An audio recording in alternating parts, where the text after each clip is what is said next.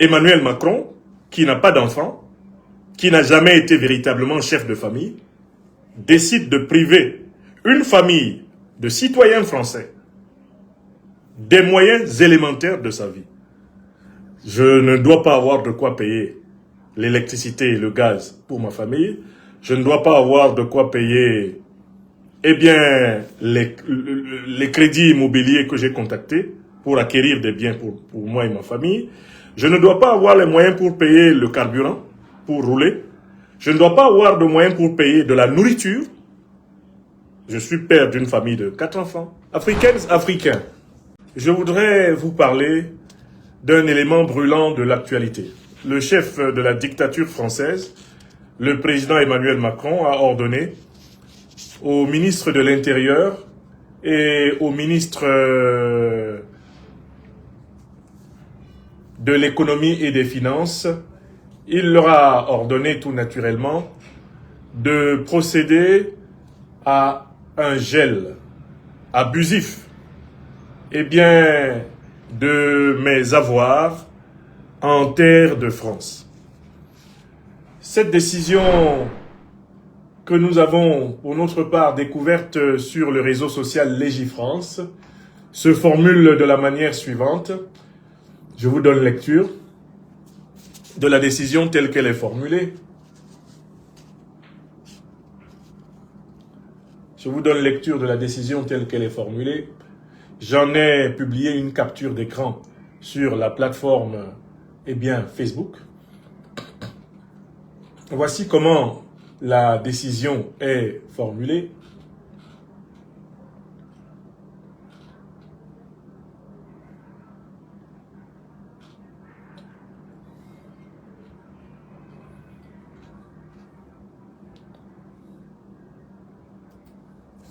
Sur le site Légifrance, la décision est formulée de la manière suivante.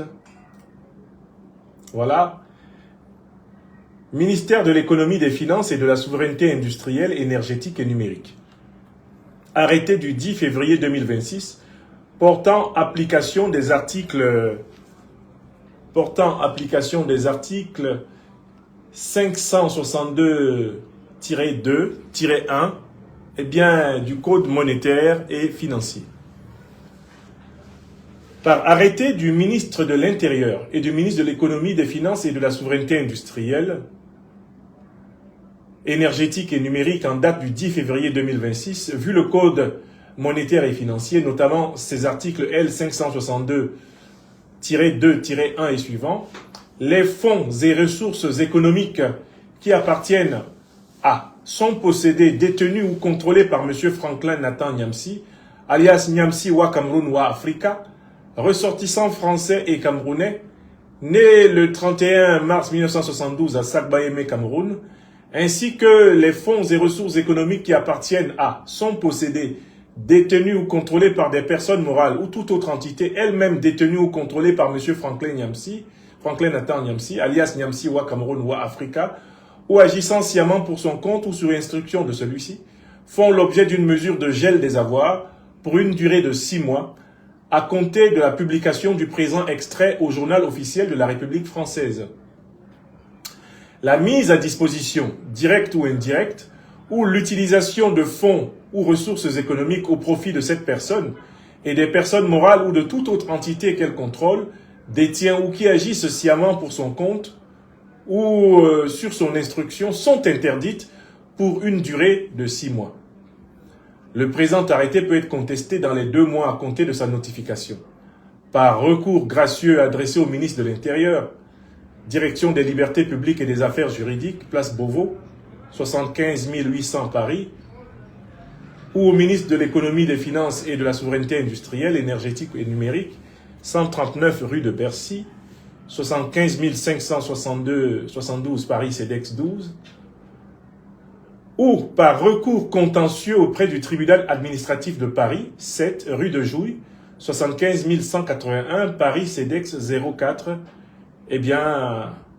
Voilà une lecture rapide du texte de l'arrêté signé par les ministres de l'Intérieur et de l'Économie et des Finances de la France, sous les ordres donc directs du Premier ministre français et du chef de l'exécutif français, le président de la République, Emmanuel Macron.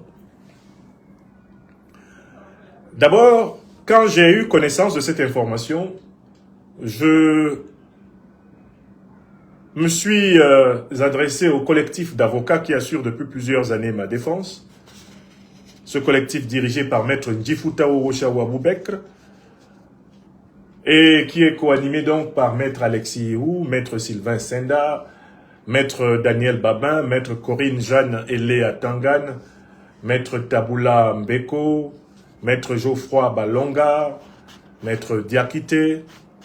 J'ai demandé à ce collectif de bien vouloir me proposer une compréhension des conséquences et des implications juridiques de cette décision. Et aussi de me donner, si possible, une analyse de la portée de cette décision au fin, tout naturellement, d'engager la procédure de défense. Je voudrais remercier Maître Corinne Jeanne Eléa Tangan qui très rapidement nous a offert une première lecture générale de cette décision. J'ai publié le commentaire qu'elle a donné de cette décision sur ma page Facebook. Voici ce que Maître Corinne Jeanne Eléa Tangan, avocate de la cause panafricaine sur la place de Londres, nous a dit de cette décision, aujourd'hui même. Que nous en a-t-elle dit? Je vais vous lire son commentaire.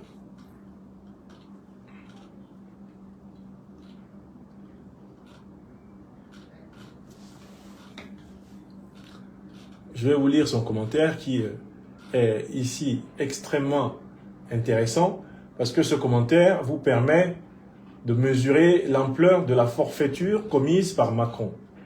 L'ampleur de la forfaiture commise par Macron, qui en fait humilie comme jamais, Macron humilie comme jamais la République française et en fait une banale république bananière comme toutes les autres.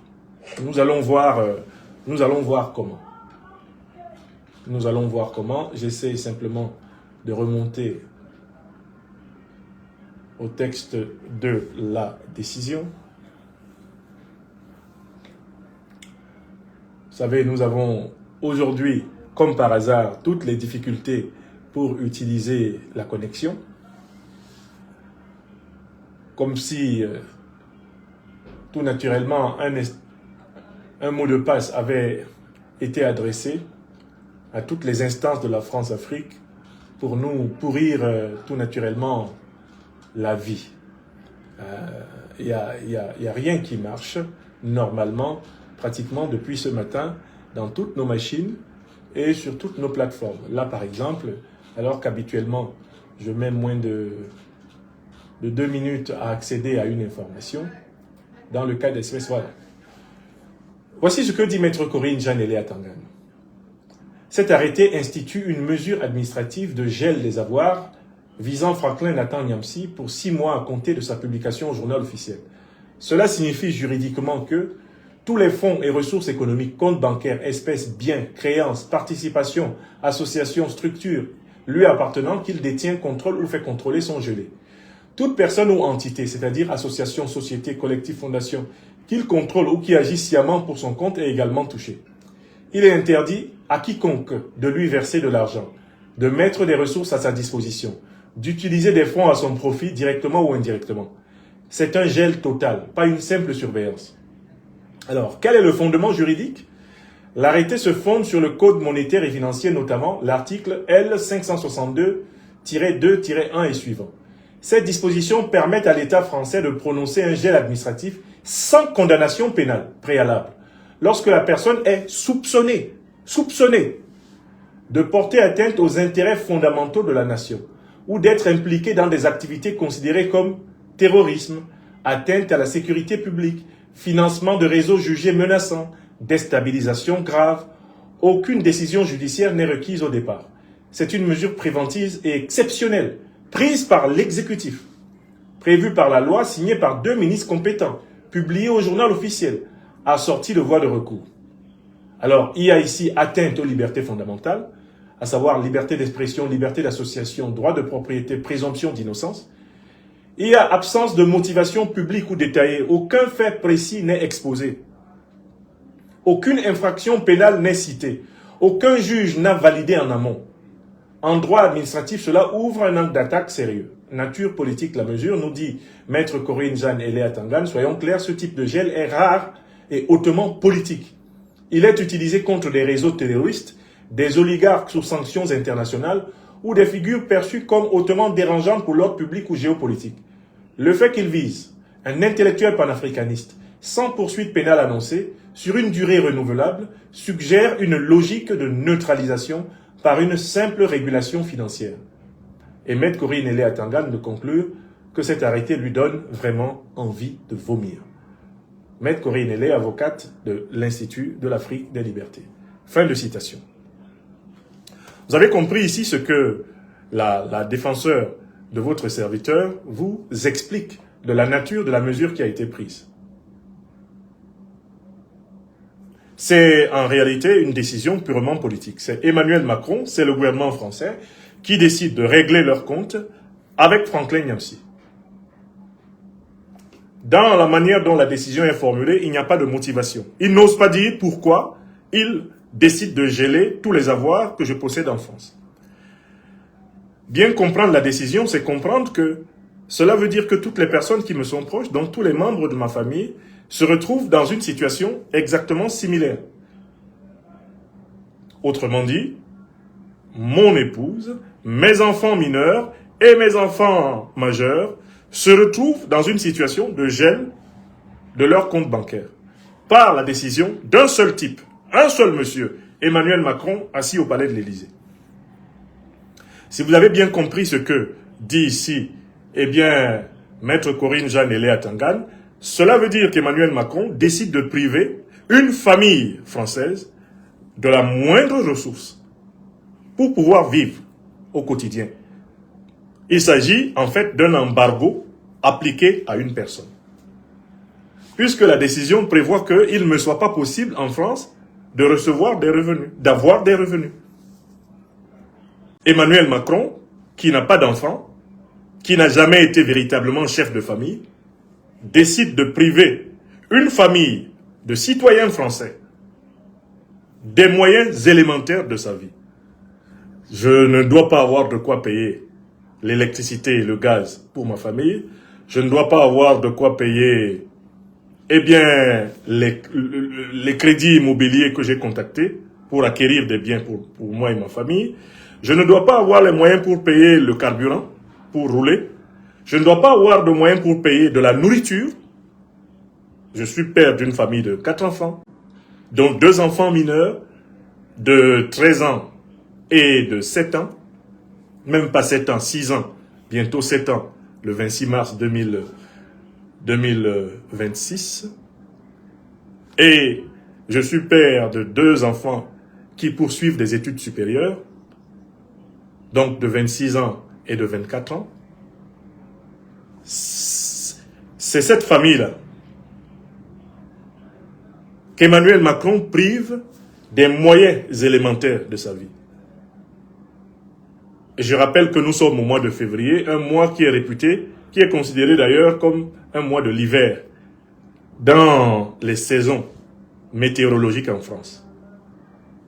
En plein hiver, Macron m'empêche de pouvoir payer le chauffage, il m'empêche de pouvoir payer l'électricité, de pouvoir payer le gaz, il m'empêche de pouvoir payer de la nourriture, Macron m'empêche de pouvoir acheter du carburant, il m'empêche de pouvoir me payer un ticket de transport, de pouvoir circuler, il m'empêche de pouvoir payer des médicaments. Si on est malade et qu'on doit acheter des médicaments, il m'empêche de pouvoir en avoir les moyens. Et il prend la décision d'interdire à qui que ce soit, eh bien, de m'aider à vivre avec les miens en France. C'est ça la décision. Très simplement expliqué, il s'agit là d'une véritable opération d'assassinat d'une famille. C'est le même type d'embargo qu'ils ont instrumentalisé la CEDEAO de mettre en place contre le Mali. C'est ça qu'ils m'appliquent individuellement. Vous vous souvenez de l'embargo du 9 janvier 2022 contre le Mali? L'ambition, c'était l'asphyxie financière totale du Mali. Vous vous souvenez? C'est cette logique de l'embargo-là. C'est ça qu'ils m'appliquent, mais à un niveau individuel. Pour le Mali, c'était à un niveau collectif. Mais là, ce que Macron fait, c'est qu'il m'applique la logique de l'embargo. Vous voyez ce que les États-Unis font en Cuba. Hein, ce que Israël fait au peuple palestinien. Ce que les États-Unis font contre l'Iran. Ce qu'ils font contre la Russie. Bon, c'est ça, par exemple, que Macron décide de faire contre moi, ma famille. Et quand on lit la décision qui a été publiée au journal officiel de la France, une décision humiliante, honteuse, une décision dont les Françaises et les Français devraient être absolument honteux, il n'y a aucune motivation. C'est une décision sans motivation. D'autant plus qu'il n'y a pas un juge qui m'a convoqué pour m'accuser de quoi que ce soit. Je ne fais pas l'objet d'une procédure pénale permettant à M. Macron, sur la base d'une décision pénale, de dire que, vu qu'il a été établi que j'aurais fait ceci ou cela, alors, en conséquence, je suis privé de ceci ou cela, conformément à la loi. Ça, c'est une décision qui est prise par la seule volonté du prince, le prince Emmanuel Macron, qui dit, moi, Emmanuel Macron, je sanctionne, je punis, j'asphyxie Franklin Nyamsi et sa famille. Et je suis prêt à assumer le fait que lui et sa famille crèvent de maladie, le fait que lui et sa famille crèvent, eh bien, de faim ou de soif, qu'ils crèvent de froid, qu'ils se retrouvent éventuellement à la rue et qu'ils soient clochardisés. Moi, Emmanuel Macron, président de la République française, c'est ce que j'ai décidé. Voilà l'ampleur de la décision. C'est une tentative d'assassinat d'une famille, en bonne et due forme, par quelqu'un qui n'a pas fondé de famille. Il n'a pas d'enfant, Macron. S'il avait un enfant, il saurait ce que c'est que priver un père de famille des moyens de s'occuper de sa famille.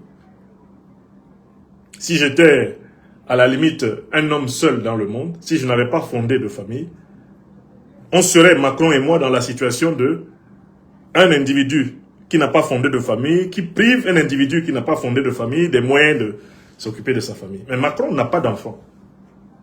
Et manifestement, il n'en fera pas. Et lui, il décide de s'attaquer à quelqu'un qui a fait des enfants. Et qui a une responsabilité envers eux. Alors, vous avez bien vu la décision, elle concerne mes biens. Soyez rassurés, mes chers amis, je ne suis pas multimillionnaire. Je ne suis même pas millionnaire. En France, je ne suis pas multimillionnaire. Je possède un appartement, un grand appartement de taille F5, comme on les appelle, en Normandie, dans lequel je loge ma famille. Et j'ai acheté un tout petit appartement supplémentaire pour bénéficier de ce qu'on appelle la loi Pinel, c'est-à-dire une loi qui permet, quand on fait une deuxième acquisition, que je destinais à mes enfants, à mes grands-enfants, eh bien, quand on fait une deuxième acquisition, cela vous permet d'avoir une réduction sur votre impôt sur le revenu. Donc, je possède en France 2 appartements. Pour le premier, je le payais à crédit, je le paye à crédit, et ce crédit tire pratiquement à sa fin. Et pour le second, c'est un crédit récent, dont le but était tout naturellement de bénéficier de la loi Pinel, c'est-à-dire de la réduction d'impôts en raison de l'acquisition d'une résidence supplémentaire pour une famille nombreuse. C'est ce que je possède en France. Rassurez-vous aussi, les comptes bancaires qu'Emmanuel Macron gèle, il n'y avait pas des sommes faramineuses. Je n'ai pas besoin de m'en cacher, je suis dans la transparence envers le peuple africain qui me soutient. Il n'y avait pas de somme faramineuse parce que de toutes les façons, Emmanuel Macron, depuis le mois de janvier 2025, arrachait 75% de ma paye. Depuis janvier 2025. Ils ont augmenté arbitrairement mes impôts et ils se sont mis à arracher ma paye. Moi, j'allais enseigner. Je faisais 100% de service comme professeur agrégé et ils arrachaient à la fin du mois 75%. Donc, j'ai arrêté de mettre dans mon compte bancaire en France plus d'argent qu'il n'en faut pour que ma famille vive. Et il y a longtemps. Donc, en fait, l'objectif ici, c'est de m'empêcher, premièrement, de jouir des petits biens que je possède, Attention, ils ne m'ont pas été donnés. Parce que je connais des gens sur les réseaux sociaux qui écoutent, pour ainsi dire, avec leurs fesses, non pas avec leurs oreilles. Ce sont des biens que j'ai achetés avec mon travail. Ce n'est pas Macron qui m'a donné mes résidences. Ce n'est pas Macron. J'ai travaillé. D'accord? C'est le fruit de mon travail. Il ne m'a rien donné. Donc, il gèle quelque chose que j'ai obtenu par le travail. Nous avons obtenu par le travail. Et il ne donne pas le motif. Donc, ça porte sur ces biens-là. Et maintenant, essayons de nous demander, mais au fond, pourquoi Macron fait-il cela?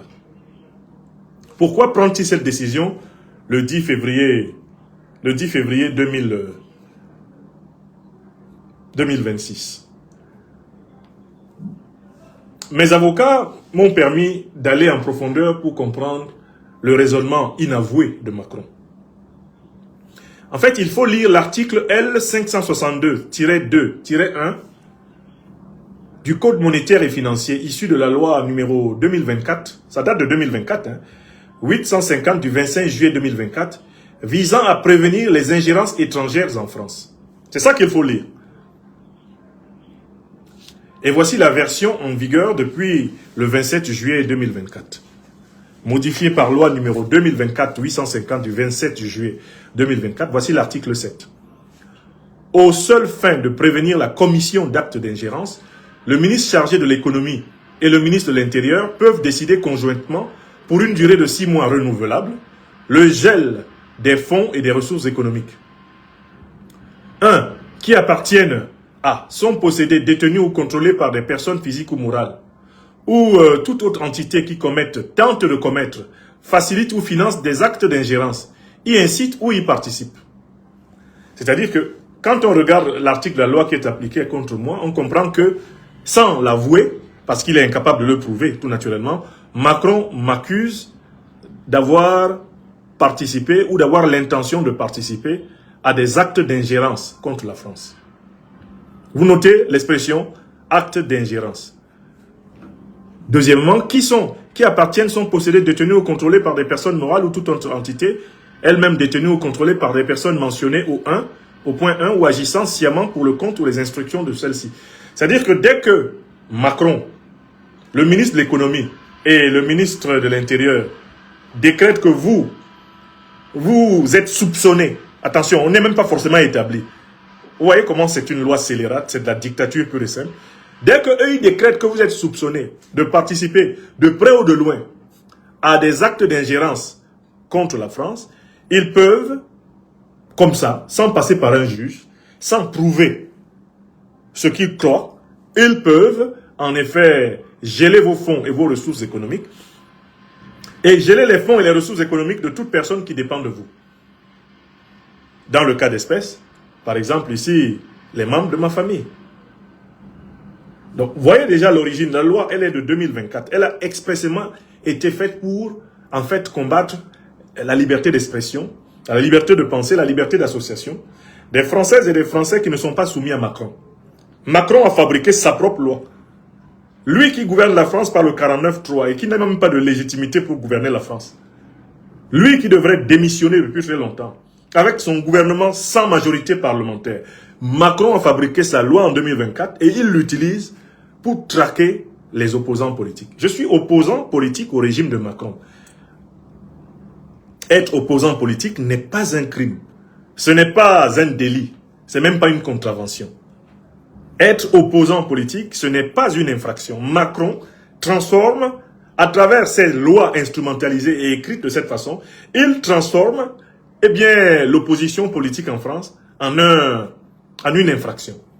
Il la transforme en contravention, en délit et en crime. Bon.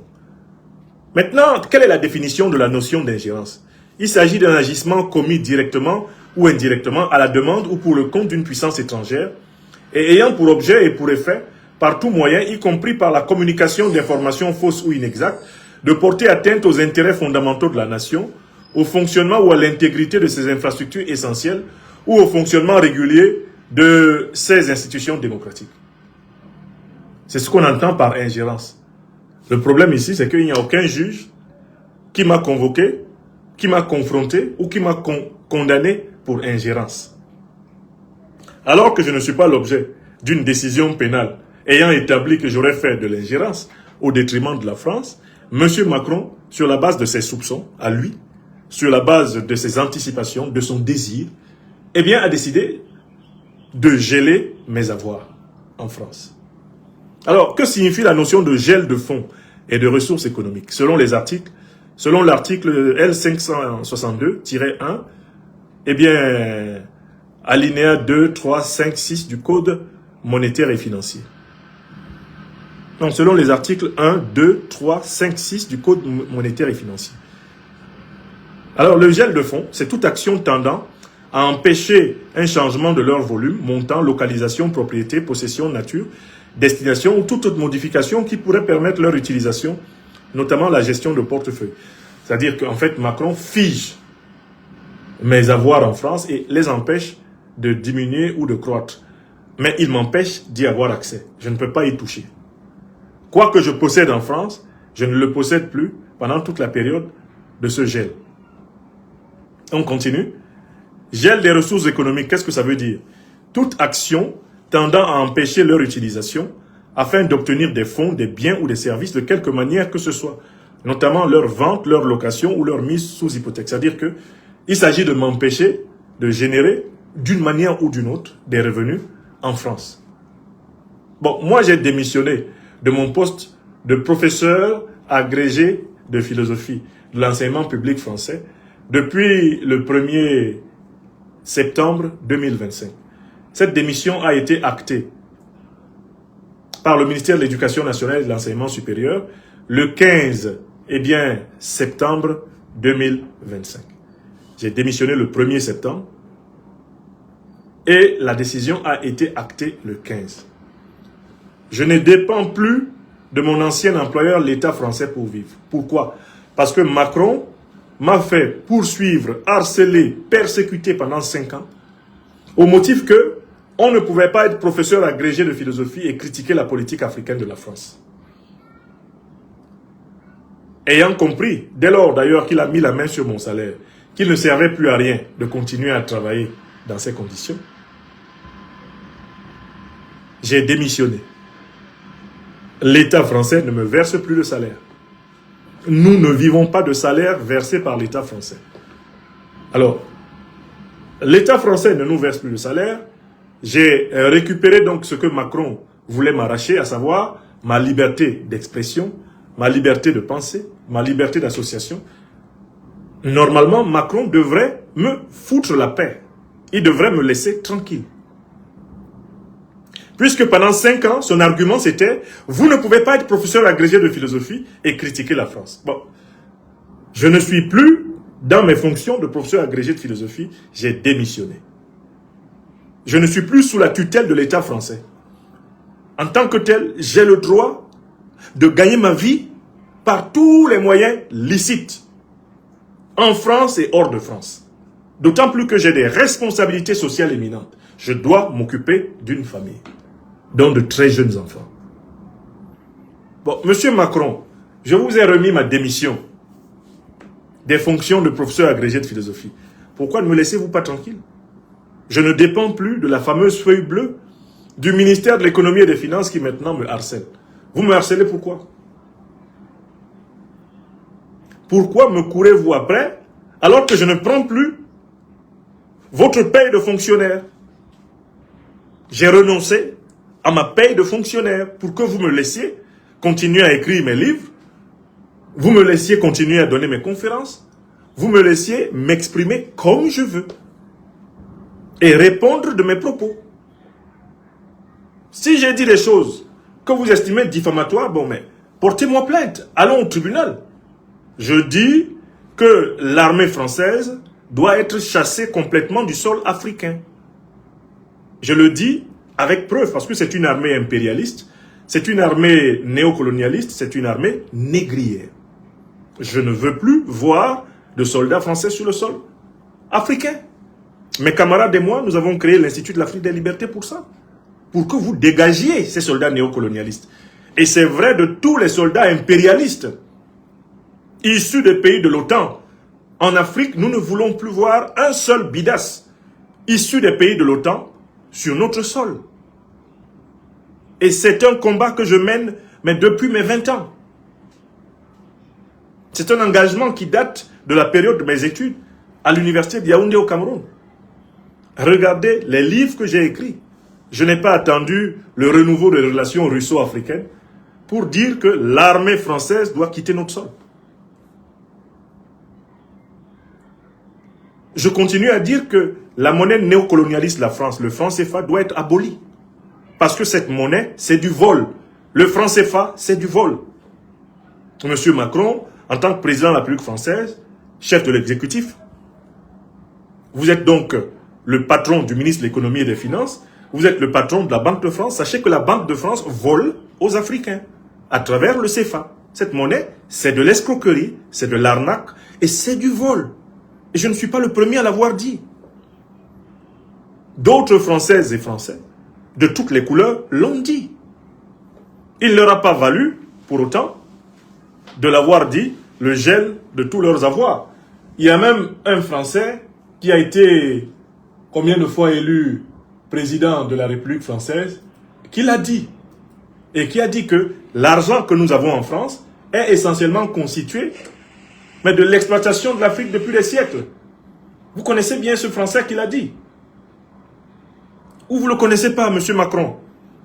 Il a été 2 fois élu président de la République française. Il faut peut-être qu'on lui donne la parole. Parce que, en fait, dans cette histoire, on peut vouloir donner l'impression que j'ai dit quelque chose qu'on ne savait pas. Qu'est-ce que j'ai dit qu'on ne sache? Monsieur Chirac, d'où vient l'argent que nous avons en France? Chirac, l'argent que nous avons en France, l'argent de l'Afrique, Chirac, l'argent de l'Afrique, l'argent, voilà. Monsieur Chirac, vous êtes là? Venez là. D'où vient l'argent que nous avons en France? Chirac, on ne lui a pas gelé ses comptes. Alors qu'on en avait toutes les raisons d'ailleurs, puisque il prenait des sous, il arrachait des sous aux dirigeants africains.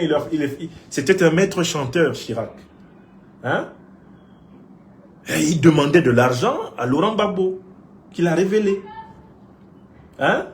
Monsieur Chirac, venez là. Il faut peut-être qu'on sache d'où vient l'argent que nous avons en France.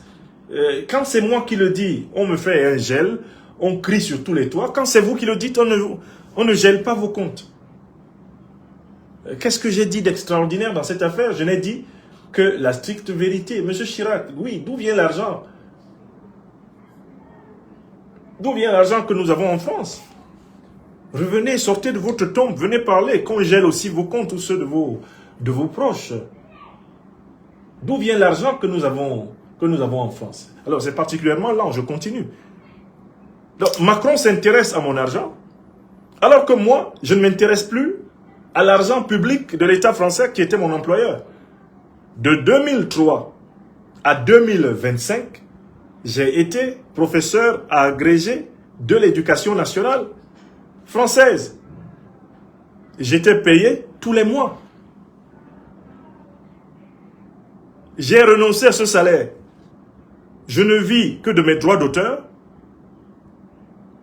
Je vis essentiellement maintenant de mon travail de consultant, d'analyste politique. Je vis de mon travail de professeur invité sur le plan international. Monsieur Macron vient s'intéresser à l'argent que je gagne indépendamment de la France. Oui, on oublie quoi? Oui. Macron s'intéresse à l'argent que je gagne indépendamment de la France. Bon, aujourd'hui, c'est particulièrement lent. Une grande partie de l'argent qui est dans notre porte-monnaie. D'où vient une grande partie de l'argent qui est dans notre porte-monnaie, M. Chirac? Parlez là. D'où vient l'argent qui est dans notre porte-monnaie en France? Ouais, je laisse volontiers la vidéo traîner, ça prend un temps fou maintenant. Parce qu'ils sont tous sur mes plateformes à tout faire. Précisément de l'exploitation depuis des siècles de l'Afrique, pas uniquement. Ok, on s'arrête là. Jacques Chirac, ancien président de la République française, dit qu'une bonne partie de l'argent que nous avons dans notre poche en France vient précisément de l'exploitation de l'Afrique depuis des siècles. C'est pour ça que je demande, avec mes camarades, mes compagnons de lutte, la fin du CFA, à cause de ce vol reconnu par Chirac. La France a trop volé l'Afrique. Il faut arrêter. Chirac le dit même d'ailleurs dans cette vidéo, il dit il est temps, il faut y mettre un terme, d'autant plus que on risque d'aller au siècle prochain dans de grandes convulsions. Jacques Chirac disait ça, on était au XXe siècle. Et on est au XXIe siècle, nous sommes dans ces convulsions. Alors, quand je dis que la France doit cesser de se mêler de la désignation des dirigeants africains, quel est le pays européen qui a fait le plus d'ingérence dans les affaires africaines? Est-ce qu'il y a un pays européen qui a fait plus d'ingérence dans les affaires africaines que la France? Mais ça, c'est l'hôpital qui se fout de la charité. La France a été derrière une centaine de coups d'État organisés en Afrique. Elle a été derrière une trentaine de guerres civiles organisées en Afrique. La France a éliminé une centaine de dirigeants et d'hommes politiques africains du 20e au 21e siècle par des assassinats ciblés. Mais comment un président d'un tel pays qui n'a pas changé de politique peut venir se prévaloir du problème de l'ingérence, alors que l'ingérence, c'est même le principe de l'action publique de la France en Afrique. Qui fait plus d'ingérence dans les affaires africaines, dans ce monde, que la puissance française? On a là vraiment le summum de la mauvaise foi, de l'hypocrisie. Parce que c'est exactement ce qu'il reproche à Franklin Nyamsi qu'on doit reprocher à la politique africaine de la France, l'ingérence. Alors, de quelle ingérence ai-je été coupable? Il m'accuse de quelle ingérence? Je me suis mêlé de quoi? J'ai fait quelle ingérence? J'assume ma fonction d'intellectuel politique opposant au régime Macron, opposant à la France-Afrique, opposant aux dictatures france-africaines, aux dictatures néocoloniales en Afrique. J'assume cette position.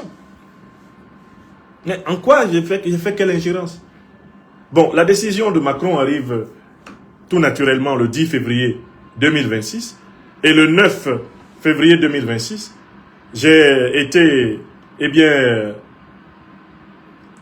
présenté comme professeur, invité à l'école de guerre du Mali. Mais écoutez, enseigner à l'école de guerre du Mali, c'est une ingérence dans les affaires de la France? Combien de Français ont enseigné dans les académies militaires africaines avant moi? Combien de Français ont enseigné dans les académies militaires africaines avant moi? Vous voulez qu'on fasse la liste? Jusqu'il y a à peine quelques années, des officiers français étaient dans la quasi-totalité des états-majors des armées africaines. Mais vous pensez que les fonctions de professeur à l'école de guerre du Mali sont des fonctions militaires? Ce sont des fonctions de professeur. J'y vais pour enseigner les disciplines que je maîtrise. Les sciences humaines, dont je suis docteur de l'université de Lille 3. Titre doctoral que Macron ne possède pas. Lui qui a été incapable de réussir le concours d'entrée à l'école normale supérieure, qui aurait voulu être professeur agrégé comme moi, il n'a pas pu.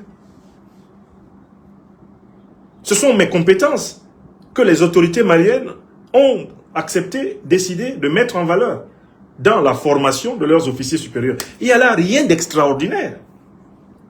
C'est ce que fait n'importe quel État qui veut assurer la meilleure formation à ses officiers supérieurs.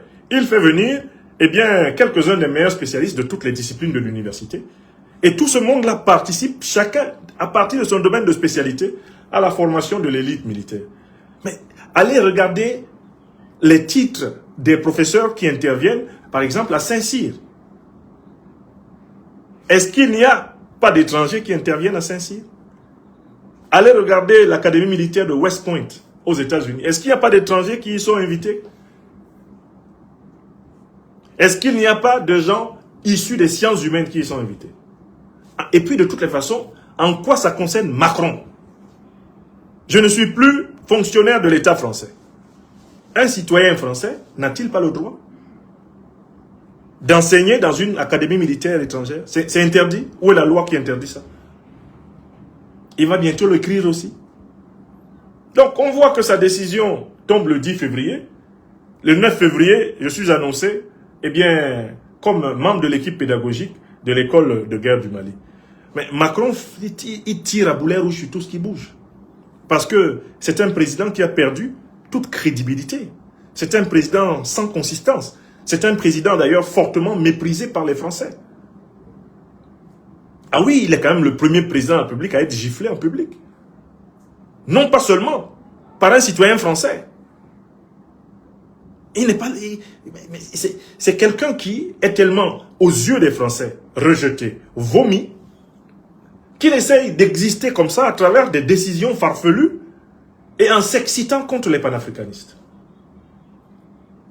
Donc, gel des ressources économiques, les fonds correspondant aux avantages économiques de toutes les... Bref, vous avez compris le but de l'affaire. En fait, en conclusion, qu'est-ce que Macron cherche? Macron estime que M. Franklin Nyamsi ne peut pas disposer de ses biens et ceux-ci sont donc considérés comme indisponibles. L'article L562 du Code monétaire et financier porte sur la prévention et la commission d'actes d'ingérence. Autrement dit, les autorités semblent craindre la participation de M. Franklin Nyamsi à une ou des ingérences étrangères en France, ou estiment que M. Franklin Nyamsi incite à des actes d'ingérence, d'où le gel des fonds et des ressources économiques. Vous voyez, c'est une décision tirée par les cheveux. L'article L562 vise tout d'abord deux catégories de personnes. La personne physique de M. Nyamsi, faisant l'objet de la mesure, et les personnes morales ou entités détenues ou contrôlées par M. Nyamsi, ou agissant sciemment pour le compte ou sur instruction de M. Franklin Nyamsi. Exemple, une association, une société gérée par Franklin Nyamsi. Le gel des fonds, d'une part, consiste à empêcher la diminution ou l'augmentation des fonds de M. Nyamsi, en volume ou en nombre, ainsi que tout placement, cession, remise, changement de forme ou de destination, ou une manœuvre permettant d'utiliser directement ces fonds. C'est-à-dire que Macron m'empêche d'utiliser mes fonds pour faire vivre les miens.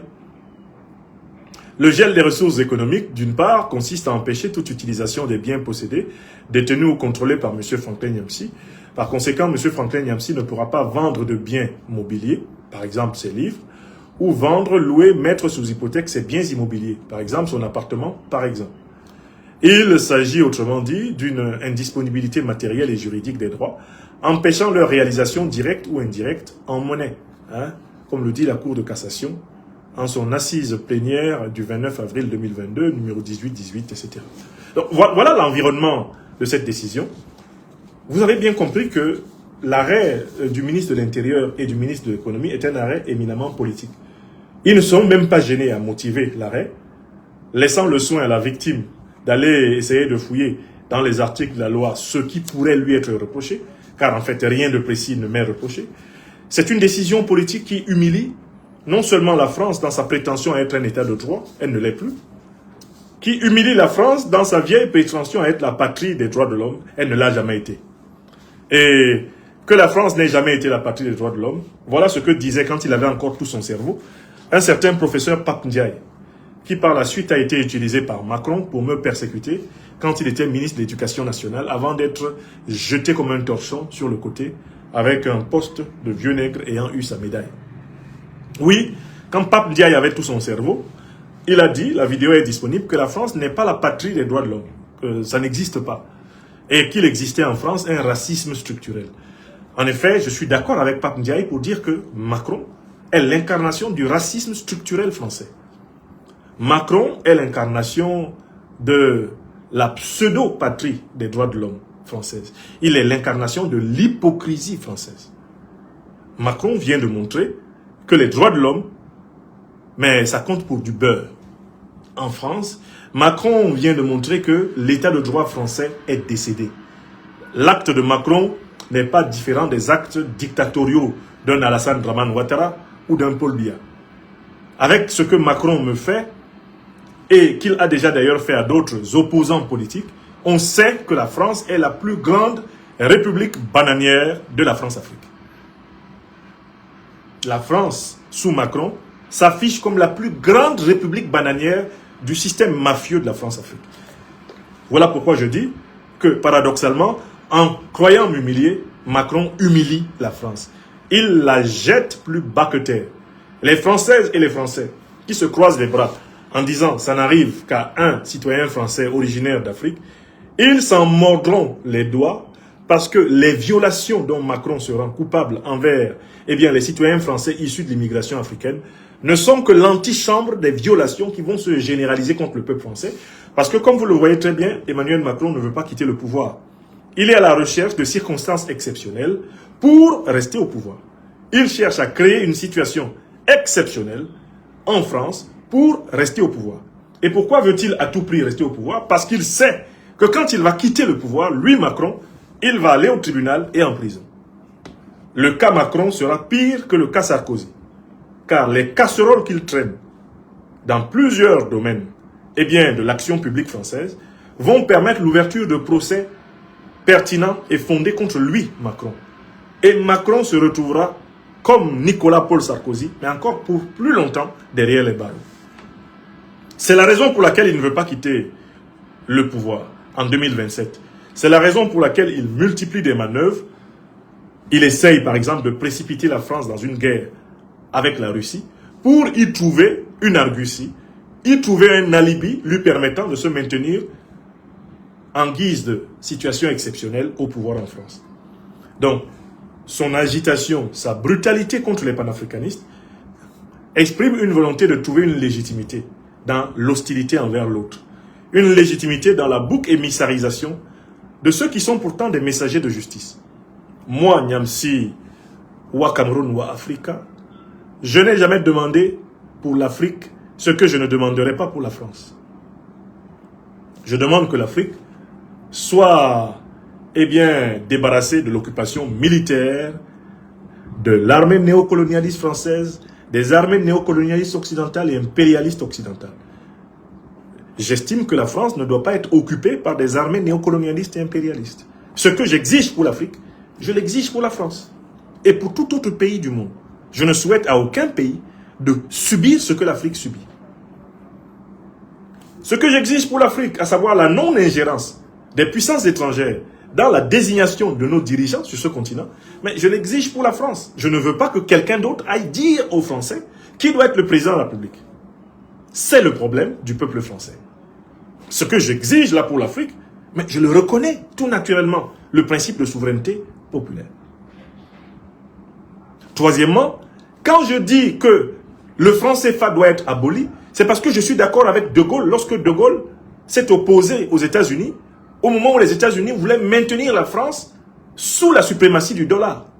De Gaulle a même refusé, à un moment donné, de faire adhérer la France à l'OTAN pour protéger la France eh bien, de l'hégémonisme américain. Donc, ce que De Gaulle voulait là pour la France, c'est exactement ce que je veux pour mon continent, l'Afrique. Je ne veux rien de plus pour l'Afrique que ce que je veux, tout naturellement, pour la France. En quoi je vais faire une ingérence?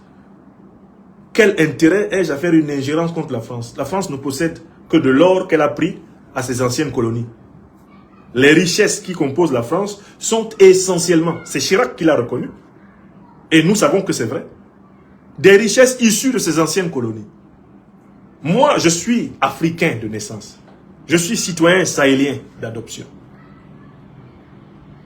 Et je suis sur le continent le plus riche du monde. Qu'est-ce que je vais envier à la France? Je vais lui envier quoi? L'uranium, elle n'en a pas.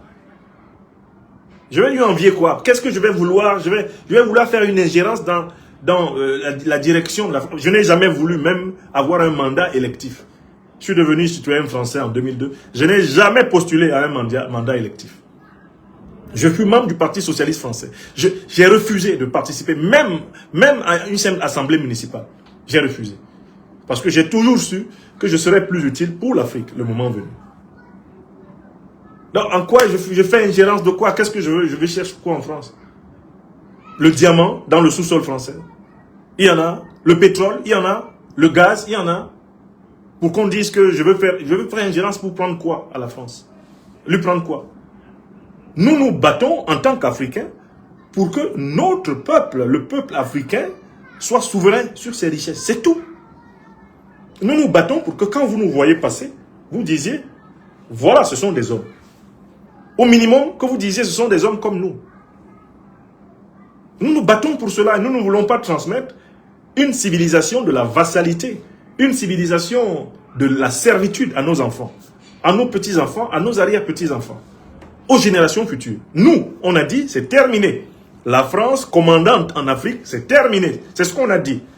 Et dans ma langue bassa, on dit même por meyene. Je parle et je m'assois dessus. Voilà ce que ma génération a dit. Quand Biya sera dégagé du pouvoir au Cameroun ou son régime, quand Ouattara sera dégagé du pouvoir eh bien en Côte d'Ivoire ou son régime, sachez que vous allez dégager. Tous les néocolonialistes français seront dégagés. Vous n'aurez plus de troupes dans ces pays-là. Quand les véritables révolutionnaires sénégalais seront au pouvoir, vous allez dégager du Sénégal. Vous n'aurez plus de troupes au Sénégal. Vous n'aurez plus d'espions, vous n'aurez plus de sociétés militaires privées au Sénégal. Vous n'allez plus contrôler les banques sénégalaises bientôt. Les banques ivoiriennes, là, vous allez tous être dégagés. Parce que les Africains ne contrôlent pas vos banques. Est-ce que vous comprenez ça? Les Africains ne contrôlent pas les banques françaises. Les Français ne doivent pas contrôler les banques africaines. La France aux Français, je suis d'accord avec Marine Le Pen, l'Afrique aux Africains. Je suis d'accord aussi avec elle si elle est d'accord avec ça.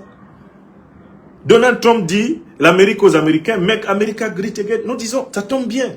L'Afrique aux Africains, make Africa great again. Vraiment, nous sommes dans le kiff-kiff, dans la réciprocité. Macron, qu'est-ce qu'il me veut? Alors, il m'en veut parce que je suis une pièce maîtresse de l'éveil africain. Mais être une pièce maîtresse de l'éveil des citoyens du continent africain n'est pas une infraction. Donc, je récuse toutes les accusations qui sont formulées. Ce sont des accusations farfelues, arbitraires. Emmanuel Macron continue, pour ainsi dire, sa diagonale du fou contre les panafricanistes. Et il va perdre ce duel.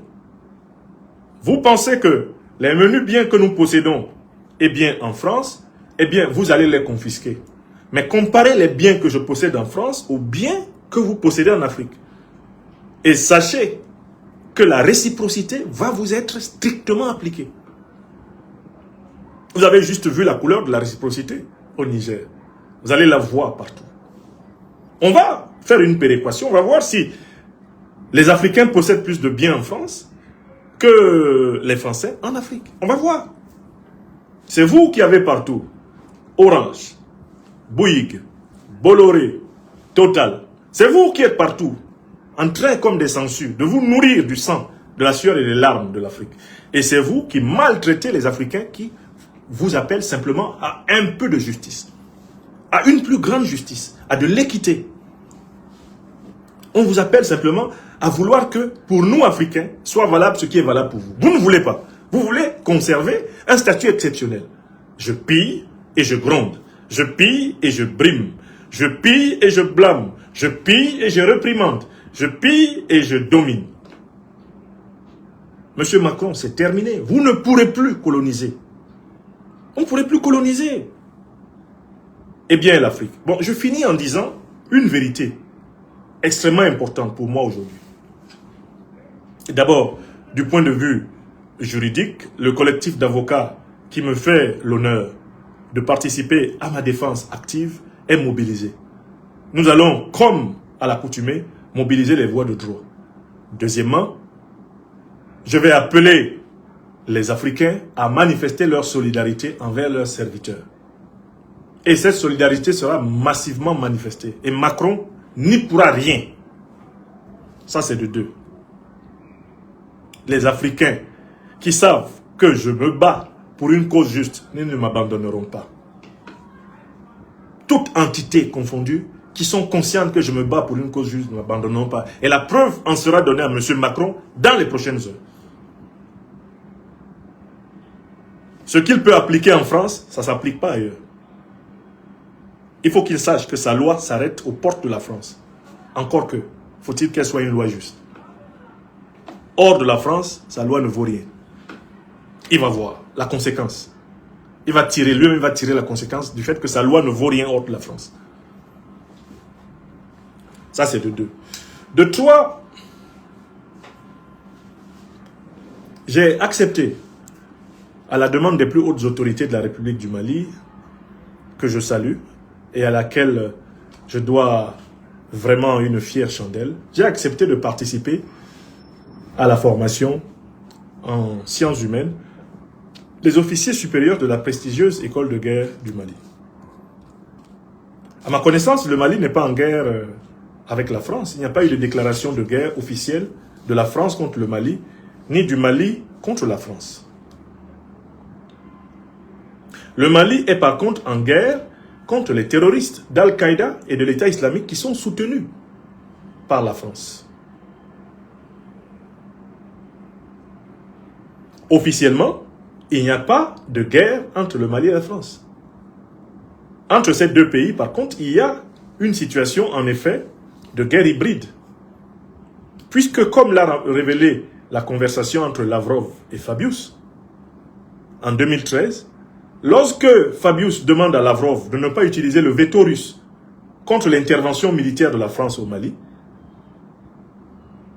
eh bien, Lavrov lui dit, d'accord, la Russie, mon cher Laurent, ne va pas utiliser le veto, mais je vous fais observer que vous, Français, vous vous préparez à combattre au Mali les terroristes que vous avez vous-même armés en Libye. Donc, en fait, la persécution qu'Emmanuel Macron concentre contre ma personne, comme il l'a concentré contre Nathalie Yam, par exemple, dans les moments précédents, cette persécution va être l'occasion, dans les tribunaux français, de discuter du double jeu de la France. Dans l'affaire du terrorisme, ici, Macron ne se rend pas compte qu'il est en train d'ouvrir la boîte de Pandore. Si Macron prétend que je fais de l'ingérence, qu'il m'explique donc comment on doit traiter le fait que lui, il laisse des médias d'État français faire l'apologie du terrorisme. Contre le Mali, le Burkina Faso et le Niger. Comment on doit traiter le fait que la France, selon France 24, article publié le 30 juillet 2014, soit la première banquière des djihadistes, entre guillemets, au Sahel. Comment il peut expliquer ça, Macron? Comment il peut expliquer que les journaux d'État français accordent la une aux chefs terroristes? Comment il peut expliquer que Le Monde, quotidien publié à Paris, fasse une bande dessinée pour présenter Iyad Ghali comme le Tarzan du Sahel, qui viendrait instaurer un califat islamique dans lequel les libertés et les droits humains seraient plus respectés qu'en République du Mali contemporaine? Donc, Macron ne se rend même pas compte qu'en s'acharnant contre quelqu'un comme moi, qui suis habitué au prétoire, qui suis habitué à la Cour de justice maintenant, il va nous donner l'occasion justement d'expliquer devant les juges français et l'opinion française le double jeu de la France dans la lutte contre le terrorisme. Car en effet, il y a double jeu de la France dans la lutte contre le terrorisme. Et les Françaises et les Français refusent de regarder cette vérité en face. Quelle est l'armée qui a protégé les terroristes lorsque l'armée malienne voulait reconquérir sa grande ville du Nord, Kidal? Quelle est l'armée qui a protégé les terroristes? C'est l'armée française, désarmant l'armée nationale malienne. Ce sont des faits. Lorsqu'il y a un chef terroriste qui doit s'exprimer en mondovision pour être entendu par le plus grand nombre de personnes, quels sont les médias qui lui accordent leur une? Quels sont les médias qui le mettent en valeur? Quels sont les médias qui lui accordent des interviews exclusives? Ce sont les médias français. Donc, qui fait de l'ingérence en fait? Une fois de plus, ce n'est pas le Mali. Le Mali ne se mêle pas de vouloir dicter qui doit diriger la France. Mais c'est la France qui se mêle de vouloir dicter qui doit diriger le Mali, puisqu'elle est derrière les terroristes qui attaquent le Mali. Ça, ce sont des faits scientifiques. J'aimerais avoir l'occasion d'en parler au tribunal.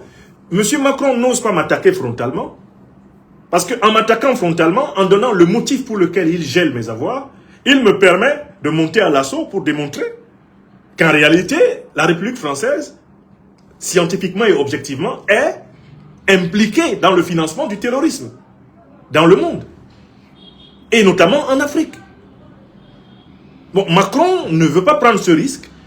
Il biaise, il s'accapare arbitrairement de mes avoirs, il met la main sur mes avoirs, n'ose pas expliquer pourquoi il le fait, parce qu'en disant pourquoi il le fait, il me donnera le bâton pour battre sa forfaiture au tribunal.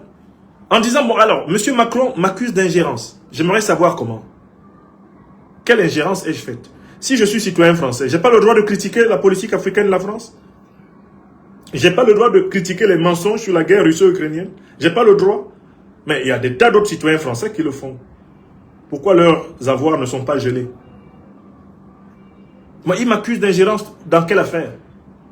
Le Mali n'est pas en guerre officiellement contre la France. Le Mali est en guerre contre les groupes terroristes. Et la France et un certain nombre de puissances de l'OTAN sont cachés derrière ces groupes terroristes qu'ils soutiennent. C'est une guerre hybride. Et de quel côté se trouve la justice et la vérité dans cette guerre? pas du côté de ceux qui soutiennent Iyad Aghali, qui soutiennent Mahmoud Dicko. Ce n'est pas de leur côté que se trouve la vérité et la justice. La vérité et la justice se trouvent du côté des peuples sahéliens, des gouvernements panafricanistes révolutionnaires du Mali, du Burkina Faso et du Niger. Ce n'est pas parce qu'on est citoyen français qu'on ne doit pas reconnaître la vérité. Quand c'est vrai, c'est vrai. La vérité n'a pas de nationalité. La vérité n'a pas de nationalité, monsieur Macron. Oui! Quand c'est vrai, c'est vrai. Vous prenez plus de 200 millions d'euros, vous les donnez, soi-disant pour libérer des otages, que vous avez en même temps pourtant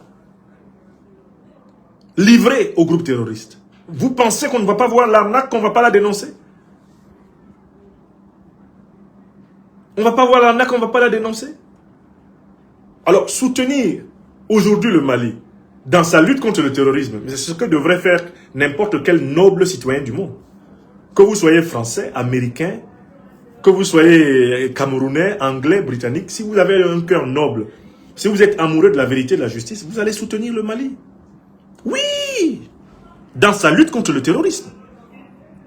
Car le terrorisme n'est rien d'autre que le mercenariat de l'impérialisme occidental. Toute Française, tout Français normalement constitué doivent dénoncer le jeu trouble de la puissance française, des puissances européennes, des puissances occidentales et moyen-orientales dans la propagation du terrorisme dans le monde.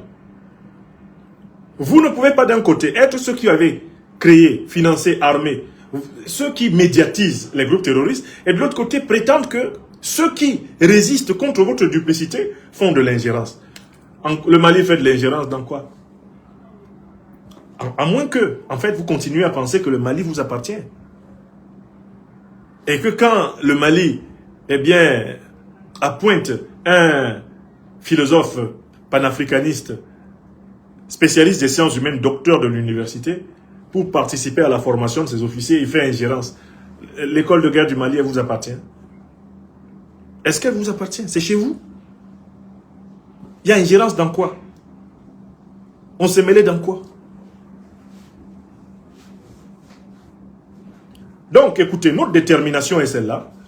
Nous allons faire face à cette nouvelle forfaiture de M. Macron en procédant à, bien sûr, un recours contentieux devant le tribunal administratif de Paris. Ça, on doit le faire pour l'histoire, et notamment pour avoir l'occasion de dire des vérités qui seront archivées et qui permettront l'éducation des nouvelles générations françaises et africaines contre la forfaiture de la France-Afrique. Ça, nous allons le faire. De deux, votre serviteur va redoubler d'ardeur dans le ministère de la distribution des pains spirituels à la liberté des Africains. De trois, j'ai une responsabilité infinie envers ma famille. Je ne céderai pas d'un seul pouce sur les droits à la sécurité, à la dignité, les droits à la liberté des miens. Et je prendrai toutes les dispositions pour que les miens soient à l'abri de cette méchanceté de M. Macron. Je prendrai toutes ces dispositions et je continuerai à les prendre. D'ailleurs, au mois de mai, le 7 mai, un procès m'oppose à M. Sylvain Ité, un autre envoyé de M. Macron, qui prétend que je l'ai diffamé. Mais nous serons là, nous ferons face. Parce que nous avons une grande diaspora africaine de France que nous ne pouvons pas abandonner à l'arbitraire de la Macronie. Nous ne pouvons pas l'abandonner. Nous ne pouvons pas, pour ainsi dire, raser les murs, alors que nous n'avons pas commis d'infraction. Je n'ai pas commis d'infraction. Donc, je vais m'occuper de ma famille. Il est hors de question que je la laisse à la merci des caprices du tyran en chef de la France-Afrique, Emmanuel Macron, car c'est ce qu'il est. C'est un dictateur. La France est une dictature. Ce n'est pas autre chose aujourd'hui, la France. C'est ce qu'elle est. Elle est même le modèle parfait de la dictature france-africaine. J'ai souvent parlé de la ressemblance entre l'antécédent et l'image. Mais là, c'est l'image qui... C'est l'antécédent même qui domine l'image. C'est-à-dire que toute la hideur des dictatures africaines que nous avons connues est de retour à Paris. Par un effet de boomerang incroyable, Emmanuel Macron est le président français qui aura affiché de la manière la plus grossière les actes dictatoriaux les plus abjects que nous connaissons dans les dictatures africaines, par ailleurs imposées aux peuples africains par le colonialisme et le néocolonialisme français. Donc la vérité est celle-là. Votre serviteur est déterminé. Votre serviteur reste droit dans ses bottes. J'ai la conviction que si M. Macron, personnellement, se met à me persécuter, c'est parce qu'il me reconnaît paradoxalement comme le plus grand opposant à la dictature mafieuse de la France-Afrique en France aujourd'hui. Oui, il me reconnaît comme le plus grand opposant à la dictature mafieuse de la France-Afrique en France aujourd'hui. Je prends cette persécution que je n'ai point demandée et que je ne souhaite pas voir continuer, je la prends quand même comme la preuve de la pertinence, de la profondeur et de la densité de notre combat. Je tiens à remercier toutes celles et ceux qui, à travers le monde, à travers d'abord le Mali, ma terre adoptive du Mali, d'où je vous parle ce soir, à travers le Sahel, à travers l'Afrique, les diasporas africaines d'Amérique, d'Europe et d'Asie, les diasporas africaines des îles des océans Atlantique et Indien, restent comme moi droits dans leurs bottes. Nous allons donner à Macron une nouvelle leçon de solidarité africaine. Nous allons lui montrer que sa loi, certes, peut s'appliquer dans le territoire de France, mais pas en dehors. Et que bientôt, il ne sera plus président français. Et que la loi se retournera à ce moment-là contre lui. Il aura l'occasion de voir s'appliquer un principe élémentaire de la nature qui s'appelle la loi d'action-réaction, que mes ancêtres Bassa Bantou appellent Temnigné, retour à l'envoyeur. Le retour à l'envoyeur pour Macron sera spectaculaire. Souvenez-vous de ces choses que nous disons maintenant. Pour le moment, nous sommes dans le creux de la vague, nous nous battons. Tous mes remerciements aux plus hautes autorités de la République du Mali, aux plus hautes autorités de la Confédération de l'Alliance des États du Sahel, pour leur soutien indéfectible. D'ailleurs, qui s'est traduit, on l'a vu par le communiqué que les ministres de la Justice du Mali, du Burkina Faso et du Niger ont publié au mois de septembre 2025. Dans ce communiqué, qui était un acte de solidarité affiché envers les activistes, les militants, les intellectuels panafricanistes, ces trois pays nous ont montré que l'espérance d'une Afrique libérée de la tutelle du néocolonialisme et de l'impérialisme, eh bien, elle est vivante ici. C'est un combat qui s'impose. C'est un combat qui vaut la peine. Et j'invite chacune et chacun d'entre nous à ne pas baisser la tête, à ne pas raser les murs, à ne pas accepter de fatalité. Il ne faut pas accepter de fatalité. Nous devons nous battre pour que les Africaines et les Africains soient respectés ici, ailleurs, partout et toujours. Bon, je vous remercie. C'était la conversation que je voulais avoir avec vous. Au départ de cette émission, on a fait l'objet de toutes les tentatives d'empêchement. On a fait l'objet de toutes sortes d'attaques de logiciels espions qui avaient pour but de nous empêcher par tous les moyens possibles de dire quoi que ce soit. Bon, enfin, j'espère que nous sommes quand même parvenus à vous passer l'essentiel du message et je compte sur chacune et chacun d'entre vous pour le partager sur vos réseaux sociaux respectifs. Merci infiniment de la mobilisation que vous allez lancer pour dénoncer la dérive dictatoriale de Macron. Il faut aller sur ses pages pour dénoncer sa dérive dictatoriale. Il faut aller sur tous les réseaux sociaux de la France-Afrique pour dénoncer cette dérive dictatoriale et dire que la réciproque sera appliquée. Les biens des justes Africains de France qui sont gelés ou qui sont pillés seront remboursés par les avoirs de France en Afrique.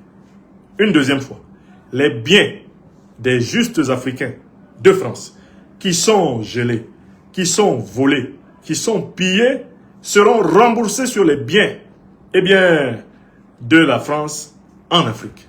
Une troisième fois, n'en ayez aucun doute, cela arrivera sous vos yeux. Quoi qu'on nous vole, quoi qu'on nous pille, quoi qu'on nous gèle, nous serons remboursés. par l'État français, ici en Afrique. Aya Sebe, écrivez ça. Écrivez. Écrivez. Quand tu as ta main dans la bouche de quelqu'un, il ne faut pas trop crier. Voilà. Donc qu'il fasse Macron, qu'il fasse ce qu'il peut, le temps qu'il en est encore capable. Chaque chose a son temps, comme le dit la chanson de Jean Bikoko Aladin que vous connaissez. Je vous remercie.